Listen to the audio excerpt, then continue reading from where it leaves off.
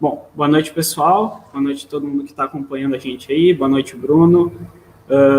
Queria agradecer a tua presença, né? Um convidado que eu já queria há um bom tempo e acho que agora chegou o momento da gente trocar essa ideia. Queria agradecer a todo mundo que está participando, que vai participar. Quem quiser compartilha a live para todo mundo poder assistir aí. Manda pergunta que eu vou abrir o espaço para a gente fazer as perguntas para o Bruno, vai ser bem bacana. Queria agradecer os patrocinadores do Papo Reto, então a Fernanda Barbosa Fotografias, né, que faz um trabalho de fotografia externa, sensual, aniversário, todos esses eventos, né, então quem tiver interesse eu vou deixar o link na descrição. A ProCoach, que é a página de curso que eu disponibilizo, né? Então, para quem quiser cursos da área da saúde ali, bem interessante. E a Personale Premium Fitness, que é a academia onde eu estou agora fazendo a live. Para quem tiver interesse, a gente está abrindo o atendimento livre, tá?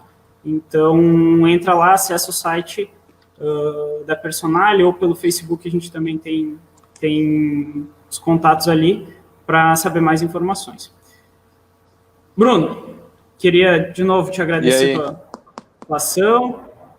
Queria que tu te apresentasse aí para quem não te conhece. Aqui em Caxias, no futsal, dificilmente alguém não te conhece, mas para quem é leigo e está chegando agora assistindo. E aí? Cara, eu que agradeço o teu convite. Fiquei bem orgulhoso de te ver fazendo esse tipo de trabalho, sendo professor também, como um dia eu fui o teu professor, hoje de ser o professor de outra criança. Então, eu não saberia escolher as palavras para explicar o orgulho que eu sinto teu, do Duda, colega nosso também, jogou bola contigo, tantas pessoas que pelo esporte conseguem, assim como um dia receberam ensinamentos positivos, hoje compartilham com outras crianças. Então isso é um significado de que o meu trabalho tá. Muito obrigado mesmo pelo convite. Para quem é do mundo da aula, eu vou fazer uma piada. Tava na hora de tu convidar teu pai aqui para participar, né? Eu sou teu paizão, né? Pode admitir para gurizada. Deixa eu te dar uma moral agora. Gurizada, quem é aluno do Marcos aí, se um dia ele chegar num treino e dizer assim, eu quando jogava, eu era capitão e levantava caneco, eu vou dar uma péssima notícia para vocês. É verdade. Né? Fui honesto, né? Não, agora eu vou te contar. Eu ia deixar mais para o fim. Mas já vamos abrir logo, então. Cara, eu nunca vi, tá? Mas, assim, para completar essa história, teve um jogo que eu fui capitão, 10 e banco, eu não entrei no jogo. Eu não lembro disso. Mas assim, ó, tu foi o cara que, assim, ó, tu podia me deixar no banco o jogo inteiro. Teve um jogo, não sei se tu vai lembrar, final da Copa Recreio, lá na Recreio da Juventude. E aí, eu era o capitão, eu entrei e tirei o Paroim. Uma das nossas internet tá cortando, eu acho que é a tua. Tá cortando pra ti? Pra mim a tua tá cortando. Pra mim tá, quer dizer, a minha também. Vamos ver. Agora acho que estabilizou. Show. E voltando. E aí melhorou. naquela... Melhorou agora, melhorou. E aí, cara, eu entrei só para tirar o para o ímpar. Aí eu ganhei o para o ímpar, deu lance, a gente fez o gol. Eu voltei pro banco, não entrei mais no jogo. Foi a minha participação. E aquilo ali ficou marcado, cara. Por mais que eu não tenha jogado. Tu lembra dessa cena ou não? Eu lembro de vários episódios assim. Mas deixa eu te dizer uma. Sabe que situação engraçada, assim. Claro, se eu fosse um professor mais veterano, eu saberia usar melhor os meninos que eu tivesse disponível ali, sabe? Não faria isso de novo hoje. Mas quando eu tinha o hábito de escolher alunos assim para capitães, era por esse tipo de capacidade deles de compreender um todo, assim, sabe, do ego, eles não estar acima de um bem coletivo, coisa do... Aquele menino que todos os outros respeitassem assim pra caramba, sabe? E tu sempre foi um desses moleques, assim, tu treinava, tu não faltava treino, tu era um exemplo positivo, todo mundo via uma liderança, tu era um menino que desde pequeno tu se comunicava com os professores, tanto eu quanto os demais professores do Vasco, professores das outras escolinhas, arbitragem, tu conversava com os adultos, então, esse tipo de postura de liderança, assim, já chamava atenção. Se eu fiz isso contigo, com certeza eu fiz isso porque era tu, porque senão outro eu não faria. E assim como eu lembro de episódios de alunos meus compreenderem assim, a importância deles dentro do contexto de um grupo de crianças e às vezes ir para um jogo e não jogar. É claro que hoje, nas categorias pequenas, eu evitaria ao máximo fazer algo do tipo, mas aconteceu. Mas assim como um episódio desse te marca, ao longo de 15 anos, são muitas histórias, mas eu tenho um flash. Foi campeonato grande, assim, a Série Ouro, em 2008, foi o nosso 2007, 2008, nosso primeiro título lá na Top, nós ganhamos do Veranópolis de 1-0. Isso. Eu lembro que assim que o juiz terminou, todas as crianças entraram correndo na quadra, a tua primeira reação, tu era pequenininha, a tua primeira reação foi abraçar na minha cintura. Porque tu estava feliz. Tu abraçou a minha cintura assim, eu te abracei, olhei para baixo, lembro de ti até aqui na minha frente, e logo depois tu foi para a quadra para comemorar. Então, esses pequenos flashes, assim, sabe, essas pequenas demonstrações me marcaram muito. Eu tenho na minha rede social uma foto icônica com o Felipe Camelo, que foi um aluno meu, que é uma foto onde ele fez um gol lá no Salgado Filho. Eu já estava trabalhando no Top Sport na época, e ele veio e pulou no colo, o Gilberto Mendes, que fazia a cobertura esportiva ali no esportivo, o jornalzinho esportivo ali de Caxias. O Gilberto pegou naquele momento certo a foto. Então esses pequenos flashes eu carrego, e eu carrego um teu também, assim como eu carrego de um monte de aluno. Então, e isso reforça mais ainda eu te ver hoje produzindo ou compartilhando conteúdo com as demais pessoas. Mostra que essa postura, esse caráter que tu tem hoje, a seriedade que tu tem hoje já era demonstrada lá atrás. Por mais engraçado que a gente tenha passado histórias por aí, né? Mas valeu a pena, né? Admitir que valeu a pena. Nessa mesma competição, se eu não me engano, o capitão não era eu, Bruno. O capitão, se eu não me engano, era o Murilo. Era o Murilo Rec. Isso aí. E nessa competição ele teve um problema e ele teve que ir para casa. Ele estava, digamos assim, intestinalmente não estava muito legal. E ele voltou só para erguer o caneco. Bom, eu tenho a medalha até hoje guardada lá.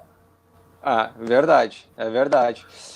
E a turma que terminou esse campeonato não era o grupo que acabou sendo campeão, era um grupo diferente. E no início da temporada nós tínhamos a Sub-11 A e B, e vendo a oportunidade de concluir o campeonato ali, o campeonato regional da Top Sport com a turma, com uma turma mista, o professor Ferraro me deu a oportunidade e nós unimos as duas turmas, né?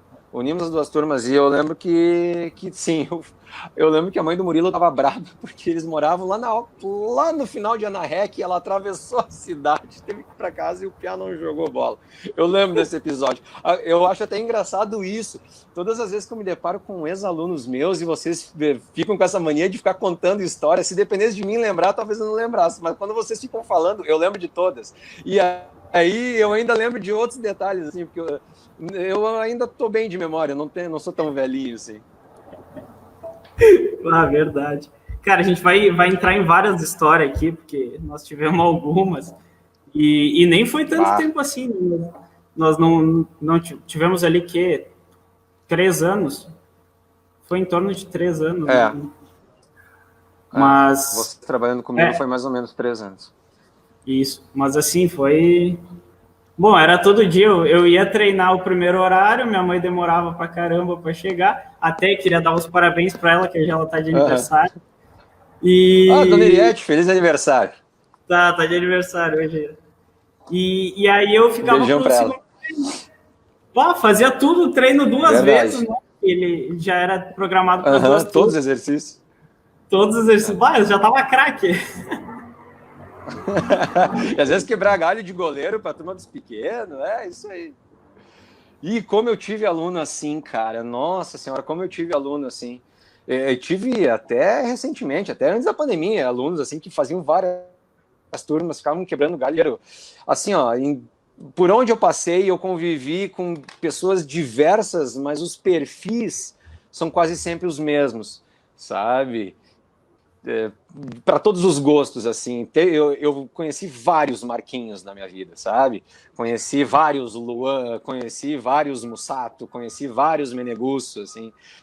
Apesar de ter rodado tanto, ter conhecido tanto aluno, mas passava os anos, eu via alunos novos chegando, integrando a equipe de competição ou a equipe de formação, e eu olhava, mas tem o jeito de um ex-aluno meu, fulano de tal. Então eu associava muito vocês, assim, inclusive, assim como eu contava histórias para vocês de antigos alunos que eu tinha, eu contei muita história de vocês para alunos recentes, assim, e vocês não fazem nem ideia o quanto, assim. Tá? Nossa, como eu contava história. Aliás, eu sou bem conhecido por contar história. Bruno, uma passagem rápida, Manda. um trecho rápido ali, contando quais as escolinhas que tu trabalhou antes de chegar no Vasco, depois, como é que foi a tua trajetória no futsal ali? Tu sabe que eu desde pequeno eu joguei futebol de campo. Comecei a jogar na Escolinha da Caxias em 96 e joguei futebol de campo, passei pelo Caxias, pela UX, pelo Atlético Sul, que foi um projeto de um pai, que também teve uma passagem aqui em Caxias ali no início dos anos 2000, mas eu me identifiquei muito em 2002 quando eu joguei futsal no Bela Futsal, onde o professor era o Manga. Provavelmente ao longo do nosso papo eu vou lembrar do Manga mais uma vez. E eu me identifiquei muito, eu gostei do futsal e eu descobri que se eu tivesse jogado futsal antes, eu teria me identificado bem mais. E na época o dono do Bela era o Márcio Pescador, que também logo depois arrendou o ginásio do Vascão e fez essa junção Bela-Vasco num primeiro momento, e depois ele ficou apenas proprietário do Vasco. Naquele meu período de 17 anos, onde eu encerrei o meu infanto-juvenil, eu fui trabalhar no comércio. Eu trabalhei na Rede Fedrice, muitas pessoas em Caxias conhecem a Rede Fedrice, minha mãe trabalhou lá há muitos anos, e eu trabalhei na Rede Fedrice, no faturamento, fui boy da loja, fazia serviço de banco, essas coisas todas. Mas eu sabia que assim que eu tivesse a oportunidade de começar a faculdade, eu emprego na área. E em 2005, ainda não estudando, eu comecei a frequentar o Vascão, onde eu assistia os treinos do professor André Fagundes. E o André me deixava assistir os treinos e até em alguns momentos ele me chamava para a quadra e ele dizia assim, hoje tu vai fazer o treino com o alongamento com os meninos, faz o alongamento com eles. Tu é da bola, tu sabe o que tem que fazer. E aí eu comecei a ganhar intimidade e em 2006 o Márcio me efetivou. Então eu fiquei de 2006 até 2013 no Vascão. As últimas 8 temporadas do ginásio Vascão, com a escolinha do Vascão funcionando lá, foi comigo lá dentro. É uma passagem da qual eu orgulho muito. Em 2014 veio a oportunidade de adquirir em sociedade a Top Sport. Fiz então de 2014 até 2019 na Top Sport. E hoje eu estou aqui em Passo Fundo trabalhando no Vila Nova. Vim morar para cá com a minha namorada e tal. E nesse meio tempo também fiz alguns projetos em jogos cesianos, trabalhei com o grupo Voges muito tempo, trabalhava com os Master, Futebol Society, futsal, então foi bem intenso, assim, as 15 temporadas até agora, 15 temporadas, e eu digo assim que foi de uma intensidade bem bacana, assim, de um amadurecimento bem, bem bom. Bah. Show de bola. Ali tu contou como é que tu começou, né? Mas o que tipo assim, entrou no futsal ali, o que fez tu virar a chave e ver, se não dá para jogar, eu acho que eu tenho potencial para trabalhar nessa área? Sabe o que eu vou te dizer, assim, eu tinha medo disso acontecer, E eu tive medo também de alguns alunos meus, quando ficassem mais velhos, passassem por esse momento sem saber lidar com ele. Chega uma fase ali dos teus 13, 14, 15 anos que tu começa a ganhar um pouco mais de consciência do mundo, né? O teu real lugar na sociedade, o teu real lugar dentro de grupo. E como eu jogava futebol de campo, e humildemente falando, eu era muito esforçado, mas só eu sabia que ia ser muito difícil, e aos poucos eu tinha consciência disso, e eu não tive nenhuma passagem assim, eu não passei por nenhum sofrimento, não foi nada marcante assim, eu compreender que eu não ia conseguir jogar bola, sabe? Eu tinha real noção disso. E foi um período, por acaso, que ali em casa, né, na vida profissional do meu pai e da minha mãe, eles estavam mudando de emprego, foi período, justamente o período de turbulência financeira lá em casa. E eu também comecei a sentir necessidade de querer ter meu dinheirinho. Então, eu comecei a me conformar mais de que eu tinha que ir para o mercado de trabalho, ganhar meu dinheirinho até para ajudar em casa e não ser mais um peso, digamos assim, para os meus pais, sabe, financeiramente falando. Então eu fui trabalhar, mas não foi traumático isso. E aí, cara, começa a entrar aquela noia na tua cabeça. O que que eu vou fazer? O que que eu vou fazer? O que que eu vou fazer? Eu tive um problema também, naquela fase da adolescência, o jovem adulto, onde eu não estava muito legal na cabeça, eu estava sempre em conflito, aquele período de rebeldia meu foi um pouco mais estendido, e talvez tenha sido isso que me salvou. Por quê? Porque eu conheci pessoas extremamente importantes na minha vida nesse período e também me fez não começar a faculdade logo em seguida, porque talvez eu ia mergulhar em alguma área, em alguma ciência, eu ia tentar fazer vestibular para coisas que talvez não ia ser a minha praia e eu não ia conseguir me identificar. Então esse período de turbulência que eu tive, eu acho que serviu também para eu amadurecer o que eu queria fazer. E eu lembro que foi um estalo, eu lembro até hoje, eu não sei em que período do ano era isso, mas eu já estava eu já tinha descoberto que comércio eu não ia trabalhar no comércio, não ia trabalhar numa rede de lojas, e eu lembro que eu estava de noite em casa, deitado já com a cabeça no travesseiro, e eu disse, amanhã eu vou lá no Vascão pedir emprego pro Márcio. Eu juro pra ti que eu pensei exatamente isso, vou lá pedir emprego pro Márcio. E eu fui lá no Vascão e o Márcio não tava, mas o André tava dando treino. Aí eu conversei com o André tinha sido meu professor junto com o Manga lá no Bela, e fiquei conversando. Vários dias depois eu consegui contato com o Márcio. E aí eu pedi, Márcio, eu pretendo no ano que vem começar a faculdade de educação física, tô precisando de um emprego, eu queria começar a trabalhar na área. Aí ele disse assim para mim, cara, eu não tenho dinheiro para te remunerar. Minha programação já foi, fiz meu planejamento, a gente já tem professores aqui. Mas eu vou começar um projeto para tentar voltar com a equipe adulta aqui do Vasco, como tinha nos anos 80, nos anos 90, aquela época de ouro de Vasco da Gama, Enxuta. E eu estou começando um projeto novo, eu vou juntar uma boleirada aqui, eles vão treinar de noite aqui no ginásio, e o cara que vai ser o técnico é um cara que tu vai aprender muito com ele, que era o Jorginho. O Jorginho foi atleta do Vasco da Enxuta, o Jorginho foi atleta da seleção brasileira. O Manuel Tobias disse que o melhor jogador de futsal do mundo era o Jorginho e não ele. E o Falcão diz que não é ele, foi o Manuel Tobias, então nós estamos falando do Jorginho aqui, né? E os treinos eram na segunda, quarta e sexta, das 10 à meia-noite. Minha mãe me dava uns trocados, eu subia toda a Moreira César e ia ali no Habib's, ali na esquina da Coronel Flores com a Sinimbu, e com centavinhos eu comprava um monte de esfirra. Porque eu estava morrendo de fome, daí eu voltava para casa a pé, ia pela Rio Branco, ainda dava para circular um pouco a pé de noite, quando eu tinha um pouquinho mais de dinheiro. Às vezes eu voltava, às vezes com um amigo meu, o Taylor, que jogava com nós ali no Vasco. E quando eu comecei a conviver nesse mundo da bola, assim, nessas primeiras experiências que eu tive ali no Vascão, com aquela equipe adulta, eu disse, cara, isso aqui é uma cachaça e eu não quero ficar longe dela. Porque era muito legal, era muito legal. Aí eu disse, é isso aí. E eu ainda não tinha feito a minha inscrição no vestibular. Daí eu prestei vestibular, inclusive, junto com a minha irmã, que é 3 anos mais nova que eu, e a gente começou a faculdade junto daí em 2006. Mas foi nesse período de turbulência que eu acabei me identificando e sou feliz até hoje, né? Mas já imaginou eu, arquiteto, engenheiro, meu Deus do céu, advogado, Não consigo sabe? imaginar fora de uma quadra, Bruno.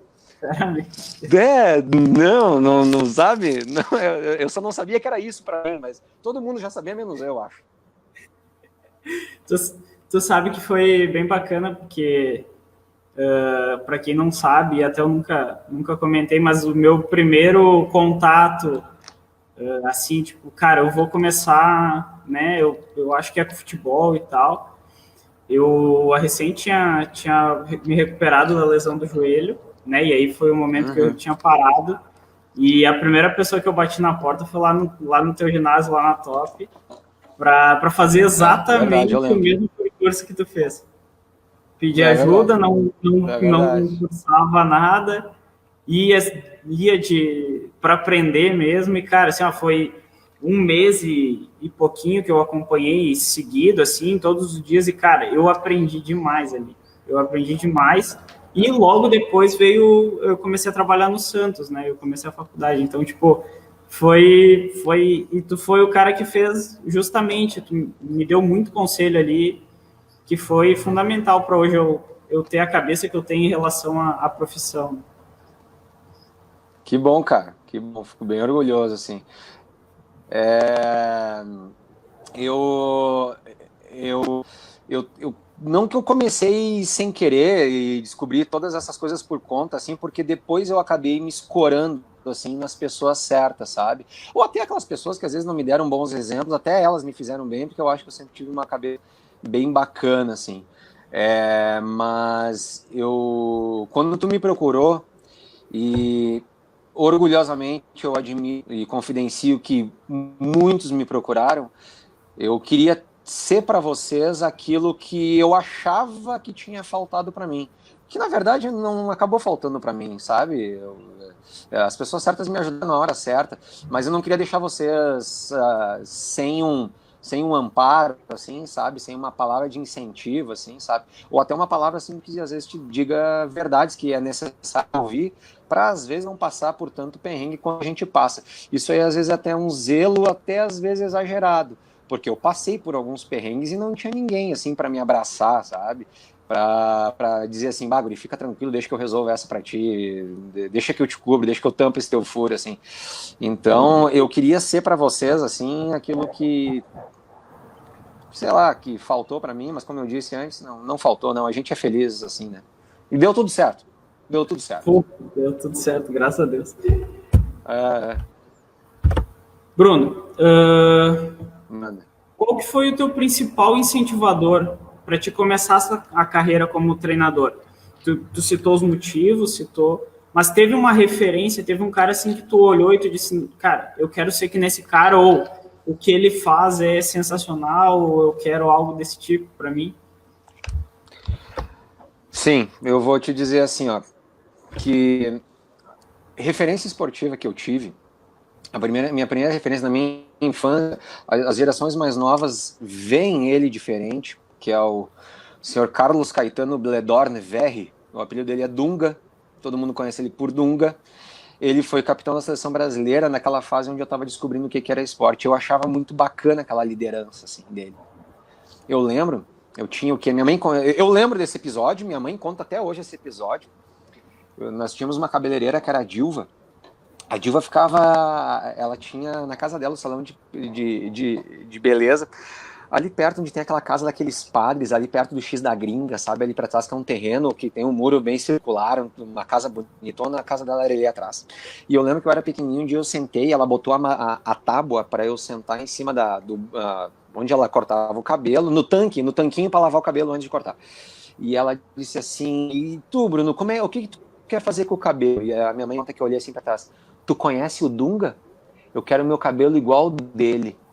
Porque o Dunga, ele tinha o cabelo mais curtinho e espetado para cima.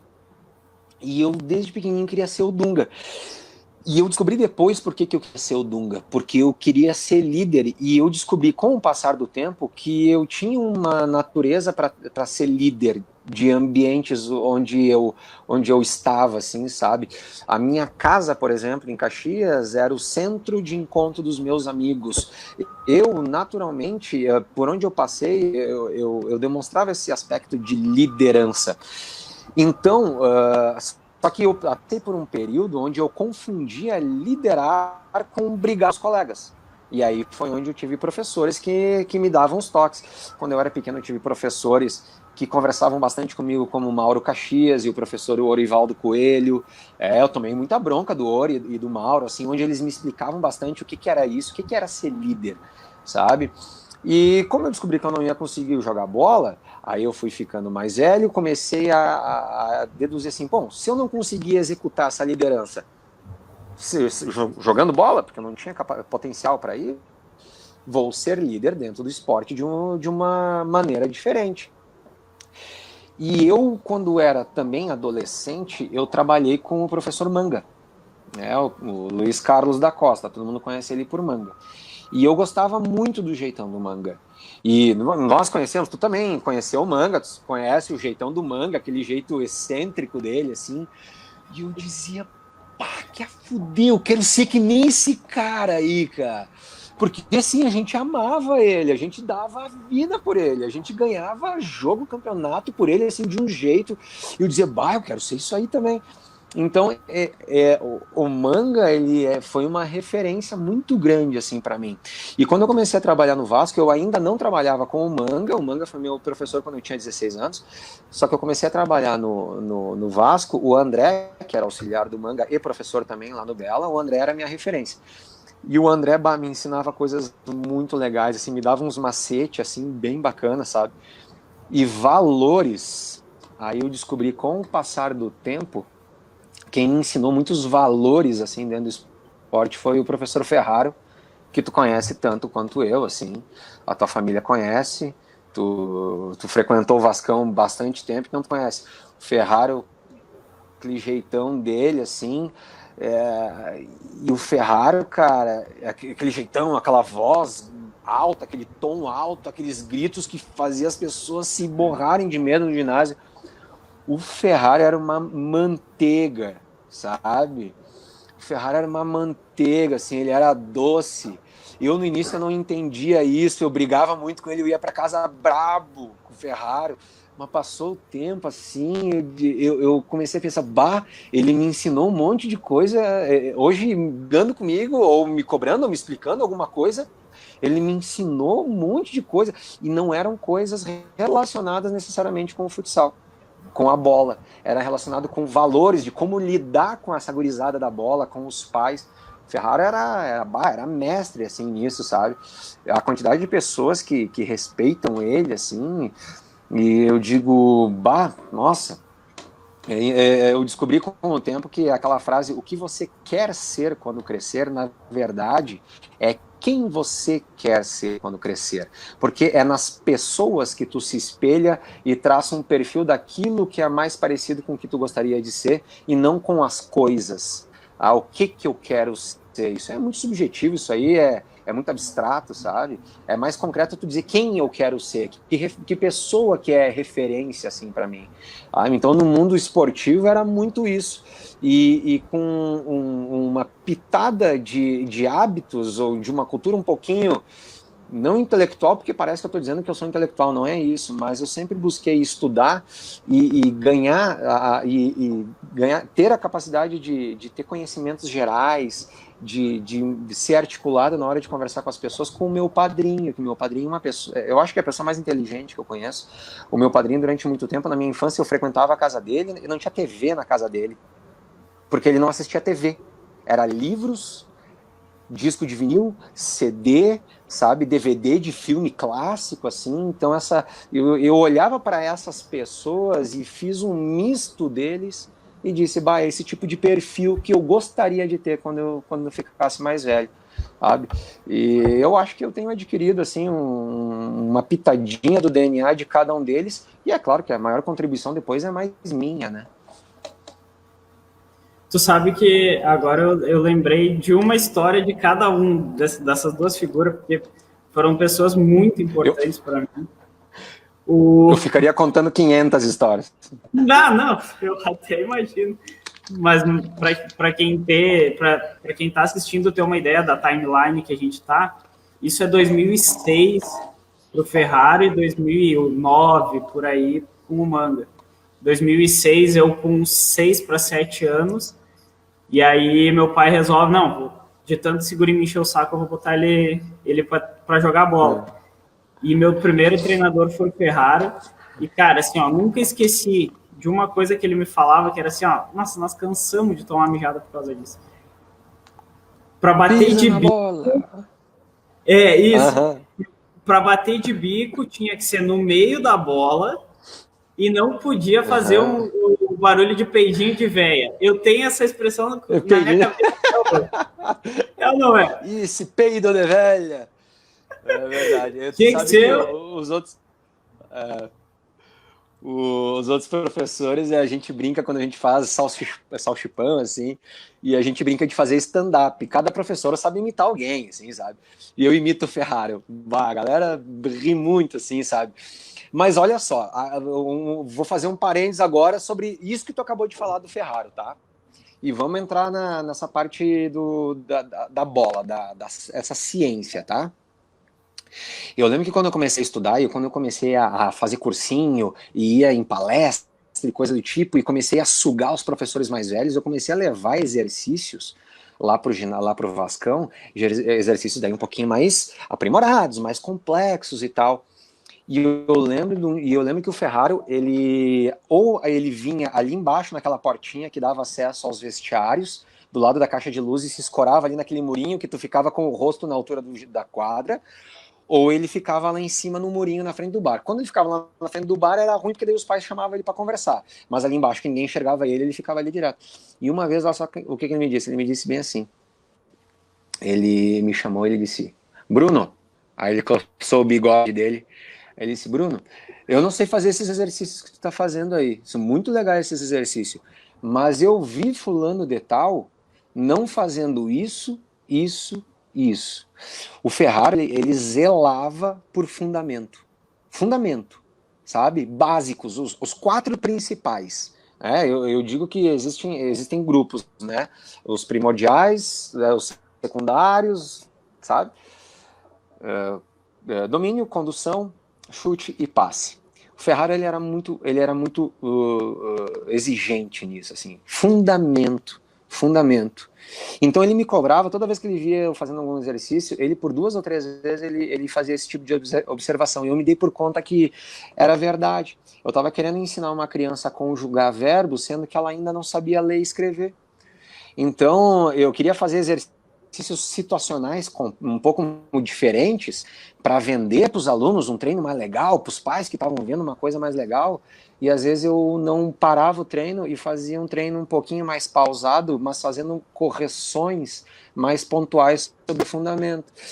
O bico no meio da bola, o pisar na bola, o dar o passe com a chapa. Cara, chutar com as 2 pernas, velho. Não tem um aluno que passou pelo Ferrari que não sabe chutar com as 2 pernas. Eu tô conversando com um agora. Assim, parece que daí o Bruno tá puxando o saco, o Bruno tá brincando. Tu sempre foi ambidestro, assim, sabe? Tu fazia as coisas com os 2 pés. E não tinha um aluno que passava pelo Ferrari que não sabia cuidar dos fundamentos. E é por isso também que o Ferrari sempre dizia que a menina dos olhos dele era a sub-9 para baixo. Ele não queria os mais velhos. Até porque ele disse que se ele não fizesse bem feito o serviço ali embaixo, a gente não ia conseguir fazer o serviço bem feito lá em cima. E olha só, né, dentro da simplicidade dele, olha que troço profundo, extremamente verdadeiro, e que às vezes a gente deixa passar, né, no dia a dia do trabalho da gente, né? E tu sabe que se tornou uma característica muito peculiar minha, assim, de ser extremamente chato, às vezes até, sabe, e até hoje eu tô fazendo um trabalho ali no Santos com a Sub-13, e, cara, os guris até às vezes me enjoam, porque até tem atletas que estão trabalhando comigo que eram teus ali na top. Tem o Halby, que tá jogando ali, tinha o Vini, o Vitinho. Isso aí. E, cara, assim, ó, e eu não sabia, porque eu lembrava, né? Poxa, tinha 6 anos, né? E eu lembrava que ele era Aham. exigente, gritava pra caramba. Eu lembro, nós tinha jogada que era. Sim. Agora eu vou. Me fale o nome da jogada. Era pivô, isso. Só Pivô, rolava sim, é de o bico. lateral, a rolada e o bico Isso é o aí. pivô. Nossa, se nós errasse aquela jogada. Ele ficava louco da vida. Tu sabe que ali na top eu fazia essa jogada na sub-9 para baixo, tu sabe como é que eu chamei ela? Cima. O sobrenome do Ferraro é Cima. O nome dele é Juan José Ferraro Cima, com 2M. E eu não queria falar pivô. Aí eu chamei de Cima. O pessoal, mas pra que bola pra cima? Não, não é isso que eu tô falando, é outra coisa, mas deixa pra lá, eu não contava pra ninguém isso. Eu tô contando pra ti agora e eu acho que nem ele sabe se ele suspeita. Batizei a jogada com o nome dele. Homenageei o Ferraro. Cara, bah, que pessoa espetacular. Sabe que minha família Bah, sempre teve um carinho muito grande por ele. E assim, é que nem tu falou, fora da quadra, bah, um cara espetacular. cara, valores do tipo assim, ó. Eu vou dar mais um exemplo. Eu sei que a gente tem que seguir também com o assunto, que se a gente ficar preso num assunto aqui, a gente vai ficar horas conversando. O Ferraro, uma vez, pelo campeonato estadual ali no Vascão, ele foi receber o Paulista de Pelotas. O professor do Paulista e o dono do time ali, saiu, o chinês, até hoje ele trabalha lá, saiu branco do vestiário. Chegou pro Ferraro e disse: Ferraro, esqueci minhas meias. Tu tem meia para me emprestar? Sub-9 era o campeonato. Aí o Ferraro olhou para ele e disse: não te empresto. Não te empresto porque os meninos usam a meia que eles compram no kit. Mas fica tranquilo. Ele falou com a arbitragem, ele avisou a arbitragem que o jogo ia atrasar. Fui ali na Kempo comprar 12 par de meia nova e ele deu 12 par de meia por outro time. Ele disse: tu acha que eu vou fazer as crianças vir de Pelotas aqui para eu ganhar o jogo de VO? Foi isso que ele falou. Cara, até hoje, lá em Pelotas jogar contra o Paulista é uma fumaça. Até hoje eu vou para Pelotas, eles me recebem bem lá. Sabe, trabalhei com o Ferrari uma vida inteira ali, até hoje eles recebem nós bem lá. Sabe a gentileza gera gentileza, gratidão gera gratidão, sabe? Reciprocidade, aquilo que vai e volta. Um dos grandes valores assim que o Ferrari me ensinou é basicamente esse, assim. E muitas portas assim hoje ainda estão abertas para mim e para muita gente que tem esse tipo de postura e de índole.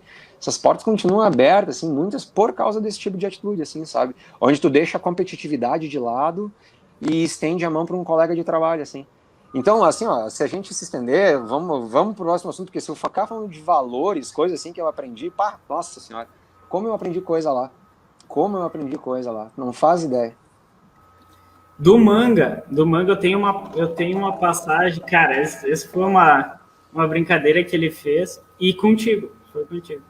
Tu tava ali do lado ali, e aí daqui um pouco ele conversando com nós, vocês acham que eu sou corcunda assim por quê? Por causa da barriga?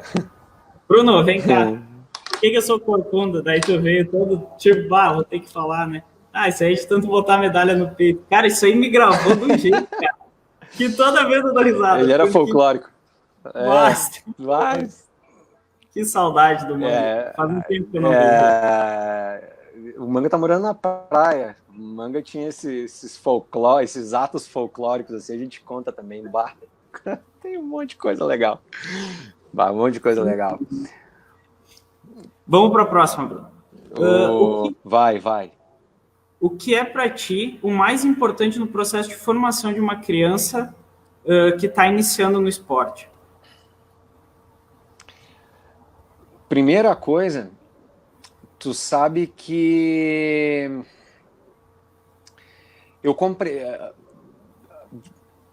O que uma criança... Eu vou tentar linkar essa tua pergunta com aquela pergunta clássica que vários pais fazem para mim, fazem para ti, vão fazer para todo mundo. Será que vai dar certo? Antes de responder se o menino vai dar certo no mundo da bola, se vai virar jogador, a gente fica o quê trabalhando na nossa cabeça? O porquê não daria. A gente fica desenvolvendo na nossa cabeça assim, o porquê que não daria. Ah, pela postura dos pais, porque mimam muito o menino, porque ele é muito isso, porque ele é muito aquilo e tal. Tem uma coisa muito básica que vem muito antes disso, assim, sabe? O menino, ele tem que gostar de fazer o que ele está fazendo no local que ele está fazendo com as pessoas com as quais ele está fazendo. Sabe? A gente, e os pais, muitas vezes, por necessidade, talvez eu faça isso no futuro. Os pais, às vezes, eles não têm a oportunidade de fazer essa pergunta para a criança pequenininha, quando ela é pequenininha, mas o pai quer inserir ela dentro de um esporte que é extremamente louvável esse tipo de atitude. Óbvio que é bacana. Só que quando tu insere a criança, tu já transfere responsabilidade, compromisso, tu cria a expectativa de que a criança vai curtir, vai gostar, e a gente ainda não sabe o que tá passando lá dentro daquela cabecinha, se ele tá afim de estar ali fazendo o que ele tá fazendo e com quem ele tá fazendo, onde ele tá fazendo, sabe? Então, e eu já me peguei tentando adivinhar por que algumas crianças não se desenvolvem mais, por que os aspectos técnicos dela não melhoram, por que fisicamente ela não está curtindo o treino, ela não está saindo cansada porque gostou do treino, porque correu bem. Porque às vezes, cara, lá dentro da essência dela, lá dentro do íntimo dela, não era aquilo ali exatamente o que ela queria fazer. É claro, também tu não pode permitir a criança sair escolhendo o que ela quer fazer, porque ela vai escolher ficar em casa jogando videogame, ou ficar deitado no sofá jogando no celular, ou ficar dormindo até as 10h30. É óbvio que também isso não dá para fazer. Mas eu acho que nós, professores, a gente tem que ter a capacidade de identificar a criança que realmente quer estar ali. A partir desse momento é que a gente começa a traçar pré-expectativas. Se ela desenvolver isso, se ela desenvolver aquilo, talvez ela atinja esse estágio mais aqui em cima. Então, eu acho que esse é o primeiro aspecto. O segundo aspecto, que eu acho que que também está linkado, que é autoestima, eu acho que a criança ela tem que ter uma autoestima muito boa para ela ter desenvolvimento.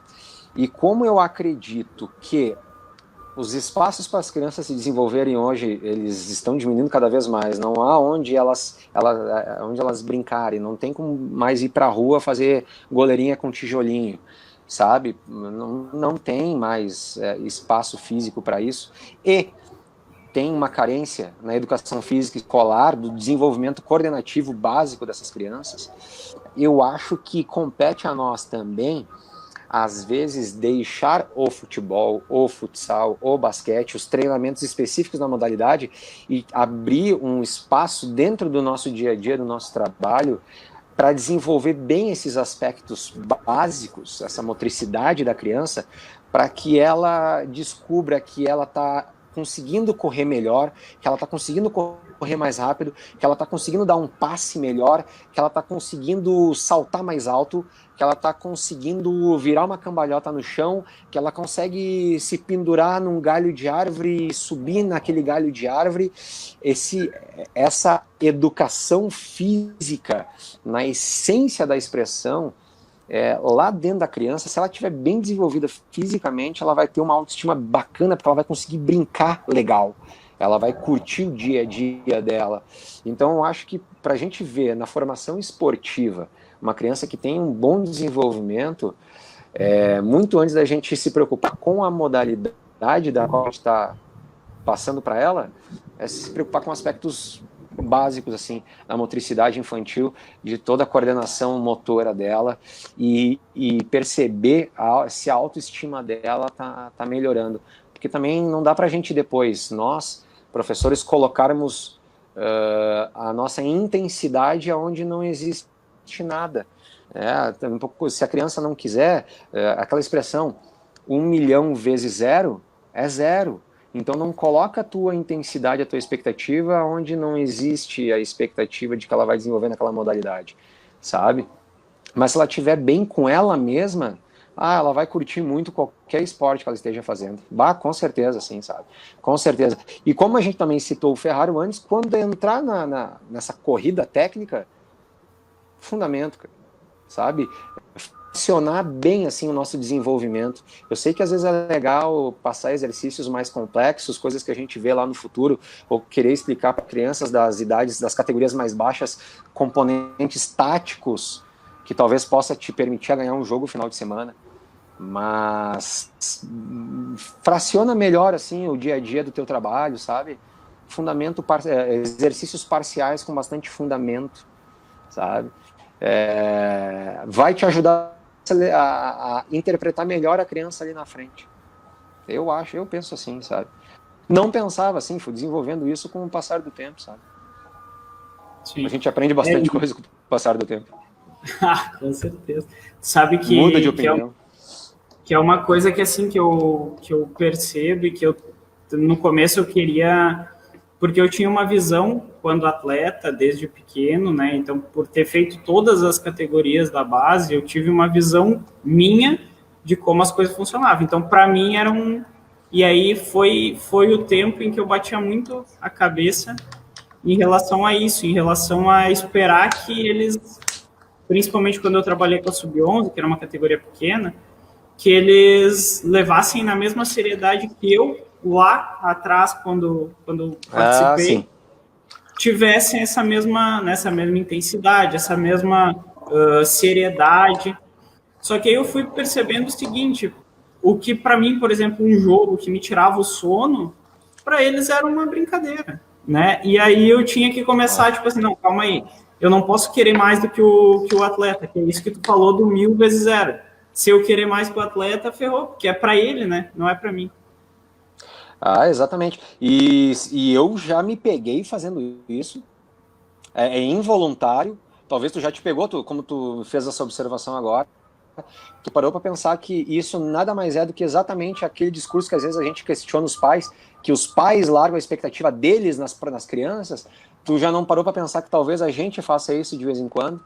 Tu já não parou para pensar que às vezes a gente encara a nossa profissão, as nossas competições, para abastecer às vezes o nosso próprio ego e não a formação coletiva, individual das crianças das quais a gente está querendo ensinar, sabe?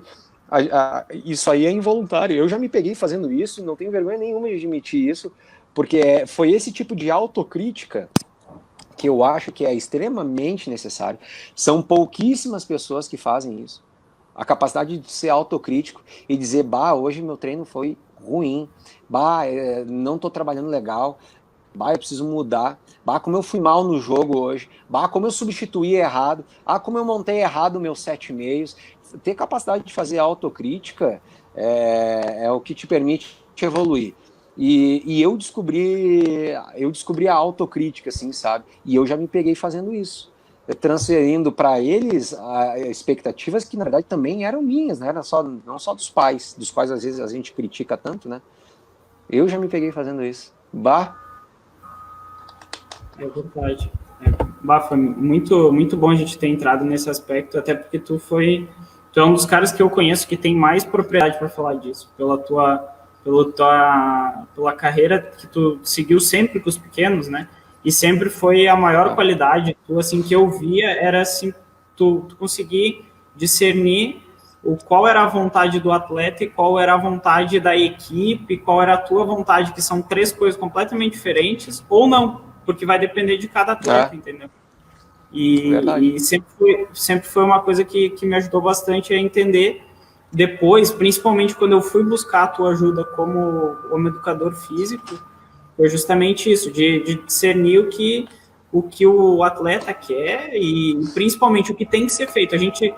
A gente acha que o que tem que ser feito é deixar ele um craque, só que na verdade o que tem que ser feito é justamente o que tu falou, é educar no ponto de vista como cidadão, né? Porque o esporte também faz isso, e desenvolver e evoluir ele fisicamente.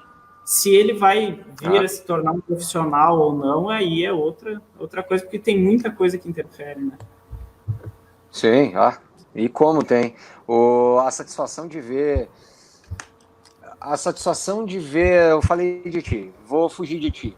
Cara, a quantidade de ex-alunos assim, que chega, quando eu estava administrando ali o ginásio do Salgado Filho, a quantidade de ex-alunos assim, que vinha conversar comigo, assim, casado, dono do próprio negócio. Cara, putz, o Luan, o goleiro da tua categoria, o Luan tem uma lavagem de carro lá no Fátima, apartamentinho, uma filhinha, coisa mais linda, carrinho dele, comprado com o dinheirinho dele, sabe? Essas satisfações, assim, de ver esse tipo de coisa, ela é muito grande. Eu já vi notícias ruins de ex-alunos meus, assim, sabe? Pessoas que acabaram se perdendo, tomaram caminhos diferentes, né? Alguns conseguem voltar para o caminho correto, alguns passam por um período só de turbulência, como usei a expressão antes. Mas a gente, quando está começando a trabalhar, a gente não tem essa dimensão de que nós somos um educador físico, nós precisamos educar as crianças. A gente tem uma responsabilidade muito maior do que ensinar a jogar bola. A gente tem uma responsabilidade muito grande. Talvez, eu tenho dito essa expressão agora, eu tenho ido muito nessa linha, já conversei com isso com vários amigos meus. Vocês já se deram conta como é que está o ambiente escolar, onde aluno bate em professor, o quão difícil está hoje em dia a vida do professor dentro das escolas, como está difícil a relação hoje, família, a instituição família, a quantidade de complicadores que tem dentro debaixo do teto de cada um. Já não parou para pensar que talvez o esporte seja a última grande ferramenta de transformação social que a gente tem? Então, a nossa responsabilidade, cara, ela é muito grande. Às vezes, chega a assustar se a gente parar para pensar na responsabilidade que a gente tem. Só que se te assustar, tu tá na profissão errada. É verdade. Sabe? Tem que encarar, tem que abraçar. Tu tem que achar que não, eu sou para isso mesmo. Eu tenho essa responsabilidade, eu carrego nas costas esse peso, não me importa, vamos lá. É verdade. E assim, até em algumas lives eu já comentei sobre isso. A gente tem um papel fundamental e principalmente assim, a gente precisa, eu vejo que falta um pouco a gente vender um pouco isso para os pais também. Porque os pais eles vão buscar saúde e só que é nosso papel também, entendeu? Então, eu acho que ainda mais a gente precisa vender essa questão e é o que eu procuro dizer principalmente nas lives, porque tem muito pai que assiste as lives e às vezes a gente só quer o resultado dentro de campo, mas não vê que o menino está aprendendo a ter competitividade, a trabalhar em equipe, a viver sob pressão. São coisas que hoje fazem muitas pessoas entrar em depressão e gerar outras consequências que a gente não toca muito no assunto. É verdade, não, e às vezes muitas pessoas não nos procuram e também não conseguem nos enxergar com esse potencial de educação, né? Porque a gente também não tu já fez... Quantas vezes... Eu demorei anos, só depois que eu cheguei na Top Sport, eu comecei a fazer congressos técnicos e reuniões técnicas com os pais, onde eu explicava para eles todo o meu método, o que eu gostava de fazer, qual que era a programação da temporada, quais eram as dificuldades pelas quais a gente ia passar, os filhos deles iam passar por quais dificuldades e eu estaria pronto para ajudar eles em qual momento eu ia deixar eles se virarem sozinhos. Esse tipo de apresentação nossa... Se as pessoas não têm conhecimento disso, a culpa é nossa, não é deles. Eles não têm a responsabilidade de deduzir que a gente tem essa responsabilidade, que a gente está se preparando para essa carreira. A gente é que tem que expor para eles e melhorar a nossa comunicação com as pessoas que sentam na arquibancada.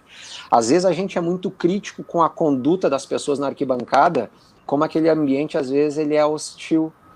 Só que se a gente parar para pensar, a gente não fez nada para mudar isso ou para condicionar isso a um ambiente ser melhor. Então deveria partir de nós, porque nós é que somos o líder da aldeia, a estabelecer uma comunicação melhor com os pais e os alunos, assim, sabe? Com mais clareza, né, Bruno? Bah. Bruno, agora a gente vai para a parte onde tu toma essa decisão, né, de sair do Vasco e ir para Top Sport. Quem tem o conhecimento da rivalidade do esporte no futsal, sabe que principalmente nessa época, Vasco e Top Sport era tipo Caxias e Juventude do futsal. Cara, era assim, de ter pai que não se falava, de buzinaço e lotar ginásio, que é uma coisa que para a categoria sub-11, sub-12 é difícil de ter, né? Como é que foi para ti sair do Vasco e ir para o maior rival? Bah, eu demorei assim um mês não, bem mais. Eu me vestia com a roupa da Top para ir dar treino e a minha mãe olhava antes de eu sair, ela olhava, eu não acredito que tu tá com essa roupa ainda. Era muito engraçado.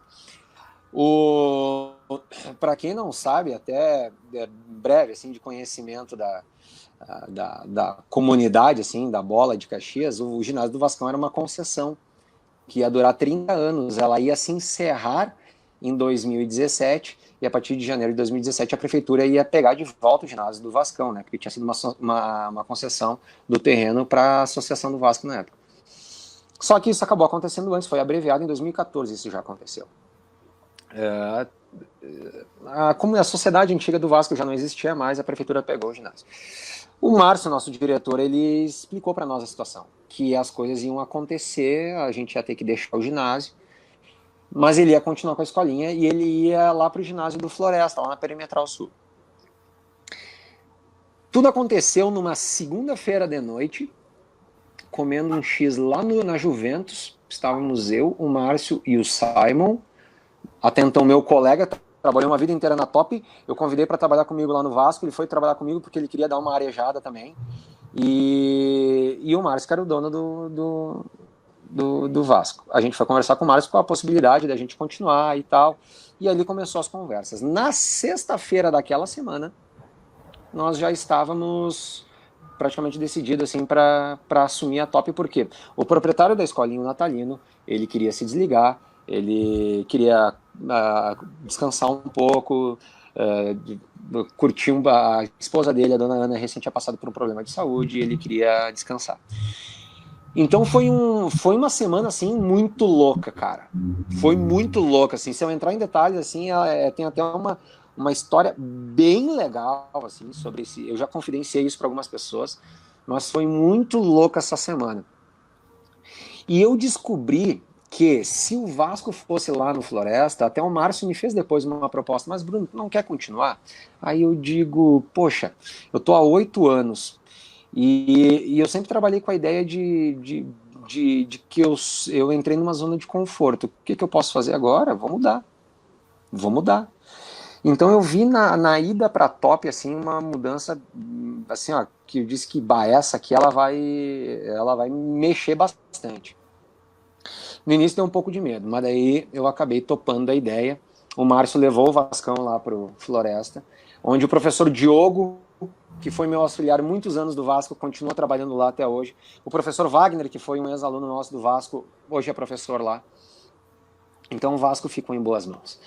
E a ida para Top foi engraçado. Eu juro para ti por Deus que nos últimos dias meus de Vasco, eu expliquei para todo mundo o que ia acontecer, para onde que o Vasco ia, por que estava indo e para onde eu ia. Cara, bom, vocês são testemunha, teu irmão estava lá. Muita gente foi atrás de mim. Muita gente, porque tu descobre com as categorias pequenas que as crianças pequenas elas têm uma identidade muito grande com o professor.